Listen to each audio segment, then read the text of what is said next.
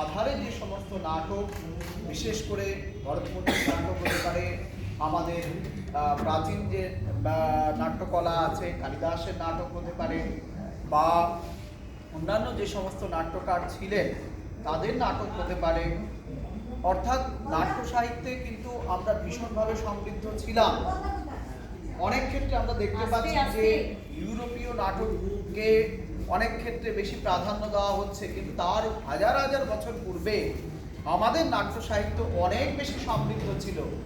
এবং খ্রিস্টপূর্ব 2য় শতক থেকে ভরতমুনির সময় থেকে কিন্তু আমাদের নাটক কিন্তু যথেষ্ট সমৃদ্ধ ছিল, এবং ভরতমুনিকে নাট্যশাস্ত্রের জনক বলা হয়ে থাকে।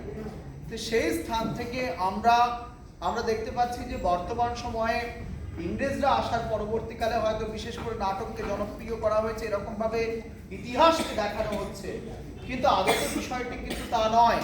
আজকে 2200 বছর ধরে কিন্তু আমাদের নাটক জনপ্রিয় ছিল এবং আছে এবং থাকবেও। তবে আমি বলবো যে এই যে ফাঁকা আসনগুলো দেখতে পাচ্ছি, এটাই দুঃখের যে আমরা সেই অর্থে প্রচার করছি না, আমরা যাচ্ছি না, এবং বিনামূল্যে টিকিট দিয়েও কিন্তু আমরা যাচ্ছি না। আসলে একটা প্রচারের ব্যাপার এসে গেছে।